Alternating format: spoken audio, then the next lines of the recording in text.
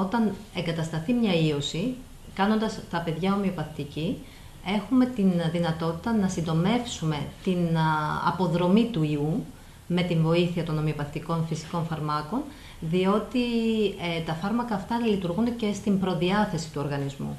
Για να εκδηλωθεί μια ίωση, δεν υπάρχει ένας κανόνας ότι θα εκδηλωθεί μόνο στο ρινοφάριγγα, μόνο στα αυτιά. Ανάλογα που έχει κανείς ευαισθησία και προδιάθεση, εκεί εμφανίζεται. Γι' αυτό και βλέπουμε άλλα παιδιά να πάσχουν συχνά από ιογενείς οτίτιδες, από ιογενείς ρινίτιδες, άλλα από ιογενείς φαριγγοαμυγδαλίτιδες και ούτω καθεξής.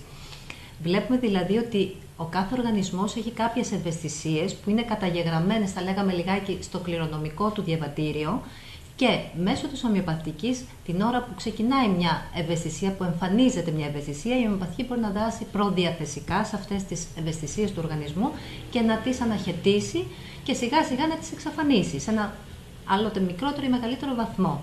Τι βλέπουμε λοιπόν? Ότι κάνοντας ένα παιδί ομοιοπαθητική, σταματάει να αρρωσταίνει όταν άλλα παιδιά στο σχολείο πολύ συχνά εμφανίζουν έναν ιό ή γενικά έχουμε μια επιδημία. Στις επιδημίες δεν είναι τόσο ευάλωτο. Δεν είναι τόσο ευάλωτο. Μάλιστα, σε ιώσεις. Ακριβώς γιατί το ομοιοπαθητικό φάρμακο απευθύνεται πολύ βαθύτερα στον οργανισμό μας και όχι μόνο στο σύμπτωμα, όπως είπαμε και πριν, είναι ιδιοσυγκρασιακή η βοήθεια, και το κάθε παιδί θα πάρει το δικό του φάρμακο, αυτό που του ταιριάζει στη δική του εικόνα, στη δική του ιδιοσυγκρασία.